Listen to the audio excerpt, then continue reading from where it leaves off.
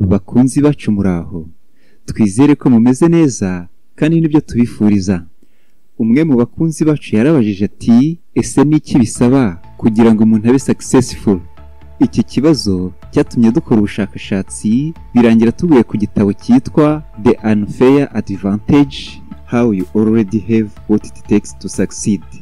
Mu Kinyarwanda twabyita nk'amahirwe arimo akarengane, uko ufite ibisabwa kugira ngo utsinde, cyanditswe n'abintrapreneurs babiri aribo Ash Ali na Hassan Kuba. Ku bantu bifuza gutera imbere, iki gitabo cyabafasha cyane kuko kigaragaza ukuntu kugira ngo utere imbere hari amahirwe asabwa ariko yiganjemo akarengane, bakanagaragaza ko n'uwiyumva ko afite amahirwe make ashobora kuyongera bikarangira abaye successful.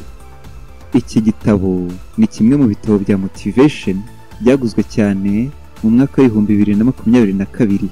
Niba wifuza gutera imbere mu buzima, kurikira iyi video kuva itangiye kugeza irangiye kuko tugiye kurebera hamwe muri make ibikubiyemo. Nk'ibisanzwe, uyu ni umwanya wo gushimira abakunzi bacu kuko twishimira cyane uburyo mubana natwe umunsi ku munsi. Kubashya namwe ni karibu, mureba handitse subscribe, mukanda no kukazogera kugira ngo ibiganiro byacu bijye bibageraho mu ba mbere. Ku bafana bacu dukunda, uyu ni wa mwanya mwiza wo gukora like. Twizere ko muyikoze kandi murakoze cyane. Igitabo The Unfair Advantage: How You Already Have What It Takes to Succeed kigizwe n'ibice bitatu by'ingenzi, ari byo: icya mbere ni urwego rw'imyumvire ukwiye kugeraho kugira ngo ubashe kugira intangiriro nziza. Icya kabiri ni unfair advantages, ariyo y'amahirwe arimo akarengane. Icya gatatu zikaba ari intambwe ukwiye gutera kugira ngo ugire intangiriro nziza yaza kugeza ku kuba successful. Duhereye ku cya mbere, ari rwo rwego rw'imyumvire ukwiye kubanza kugeraho kugira ngo ubone intangiriro nziza, aricyo bita level of motivational mindset.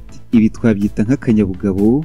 Abanditsi bavuga ko akariko kagukura mu bwigunge kagatuma wiyumva nk'umunyembaraga, ni nako kagutera ibyifuzo byiza ugatangira kwiha intego. Kutagafite, ndavuga igihe ugifite imyumvire mibi kudashobora gutera intambwe yatuma ushyira mu bikorwa. Aba banditsi bakomeza bavuga ko iyo ushaka gutera imbere uba ukwiye kwiringira ko gukora cyane bifite akamaro, ko hari aho byakugeza, ukanemera ko amahirwe ashobora kuba ikinyuranyo kiba hagati yo gutsinda no gutsindwa. Aha niho bahera bavuga ko wiringiye amahirwe gusa ariko udashyira mu bikorwa, aho uba wibeshye rwose kuba watsinzwe. Bakavuga ko wifashishije ubushobozi buke cyangwa se bwinshi ufite, uba ugomba gukurikira intego zawe n'imbaraga zawe zose. Ubwo bukaba ari bwo buryo bumwe uba ukwiye guhitamo, ukanizera ko ari bwo buzakongerera amahirwe yakugeza ku ntsinzi.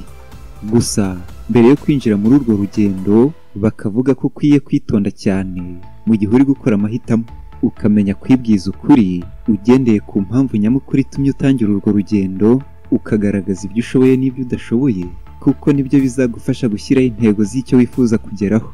Si ibyo gusa, ngo ni nabyo bituma n'imvune wagira n'ibicantege wahura nabyo bitapfa kugushyira hasi mu buryo bworoshye. Muri make, kwiyemeza, gukora cyane, guhozaho no gukunda ibyo ugiyemo nibyo biri mu mahirwe ufite atarimo akarengane, ariyo fair advantages. Bisobanure ko biri mu byo wabasha. Mu by'ukuri ntibyoroshye, ariko ibi umuntu wese aba abifite. Mwanyemerera tukajya ku gice cya kabiri, aricyo unfair advantages. Aya ni ya mahirwe ariko arimo akarengane.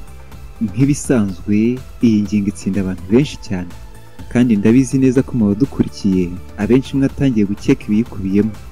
Tudatinze, aya ni ya mahirwe afitwe na bake, bamwe bajya mu bintu bikikora nk'ubufindo, cyangwa se icyo berekejeho amaboko kigahita kibabyarira inyungu vuba kandi mu gihe gito. Ibi bibashoboza nta bindi ni ibi bikurikira. Icya mbere ni ubutunzi. Iyo tuvuze ubutunzi, tuba tuvuze amafaranga, imitungo itimukanwa, investments cyangwa ishoramari n'ibindi.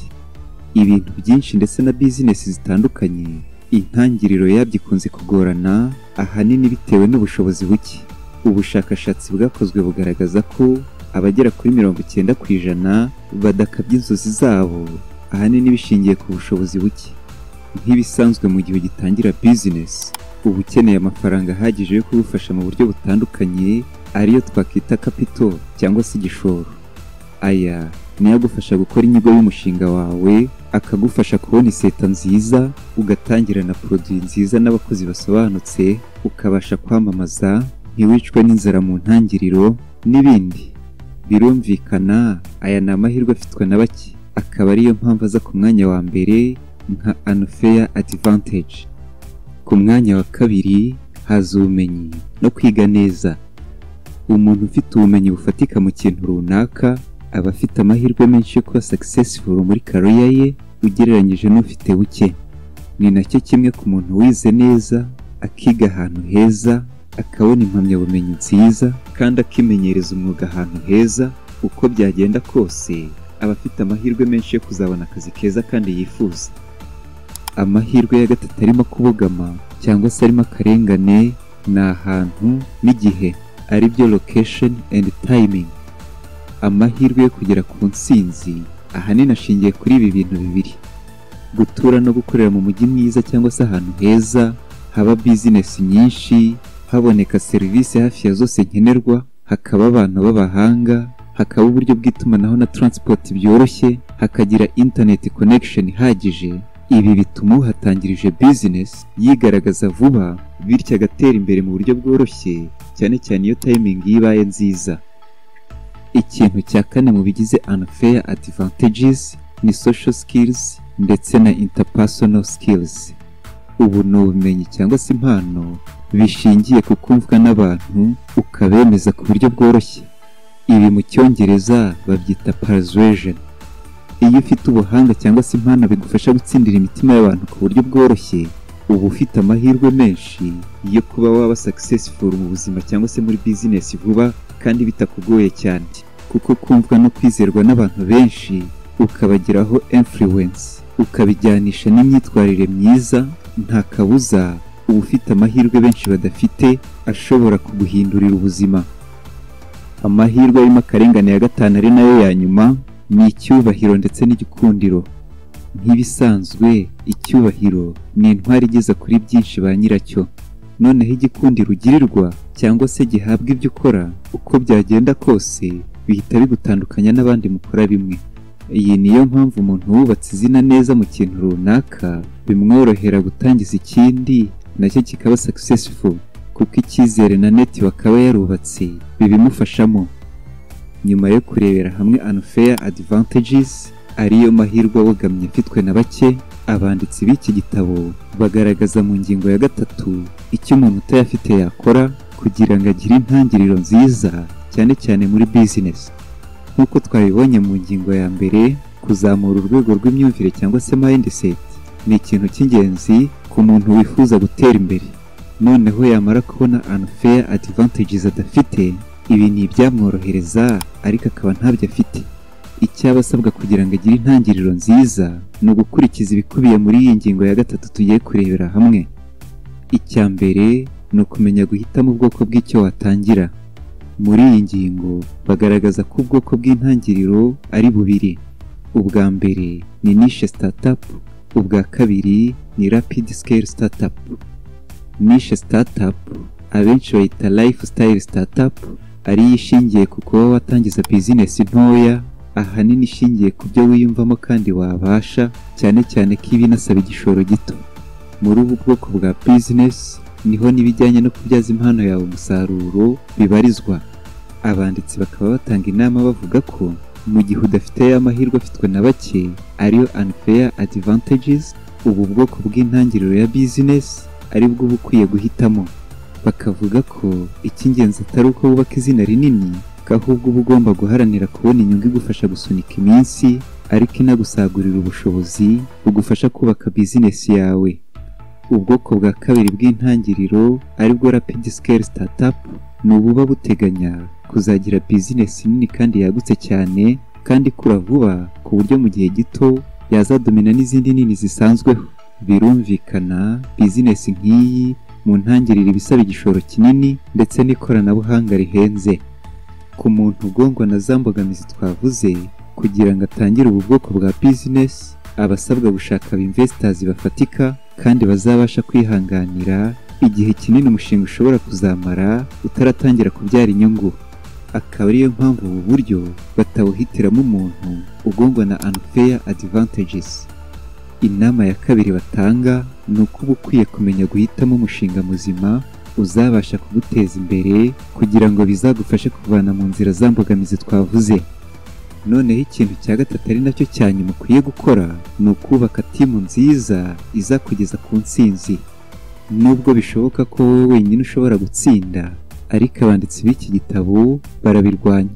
Impamvu ni uko bazi neza ko hari ubumenyi bwinshi kandi butandukanye busabwa kugira ngo uzabe successful, kandi biragoye ko bwose wabugira. Ikindi bavuga ko iyo umenye guhitamo neza abantu bagufasha cyangwa se mwafatanya, ko nabo hari unfair advantages cyangwa se ibyo bafite wowe udafite bashobora kuzana muri business yawe. Ibi nabyo bakabibara nk'inyungu zagufasha kuba successful.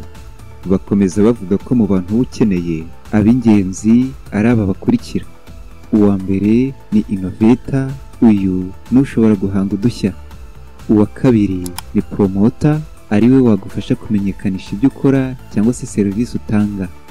Uwa gatatu ari nawe wa nyuma ni specialist, uyu ni uwumva neza domaine ijyanye n'ibyo ukora, cyane cyane ko ariwe ushyira mu ngiro. Abanditsi b'iki gitabo basoza bavuga ko nubwo hari unfair advantages, ariko ibyinshi mu byagufasha kuba successful ubifite. Nk'uko twabibonye, kugira ngo wiyongerere amahirwe nyuma yo guhitamo business cyangwa se ikindi kintu ushaka kubamo successful, uba ukwiye gukora cyane, ukagerageza guhura n'abantu batandukanye kugira ngo wubake network, ukamenya kumenyekanisha ibyo ukora, ukamenya no gukurikirana kugira ngo umenye feedback. Umukunzi wacu, hari ikibikubiye muri iki gitabo bikunguye? Niba gihari kidusangiza hasi muri comments. Niba kandi hari n'inyunganizi ufite nayo wayidusangiza. Niba kandi hari n'ubu bumenyi bwafasha wabumusangiza ukora share. Niba uri mushya, tugufitiye ibiganiro byinshi kandi byiza byagufasha mu buzima. Akaba ariyo mpamvu tuguhaye karibu mu muryango mugari w'abashaka gutera imbere mu buzima. Ureba handitse subscribe, ukandaho, ukanda no kukazogera kugira ngo ibiganiro byacu bijye bikugeraho mu ba mbere. Kandi ntugende udakoze like, kuko natwe turagukunda. Izi video dusize kuri end screen nazo zirebye zagufasha. Mwakoze cyane kubana natwe, ibiganiro byacu nakagaruka naho ubutaha. Imana ibarinde.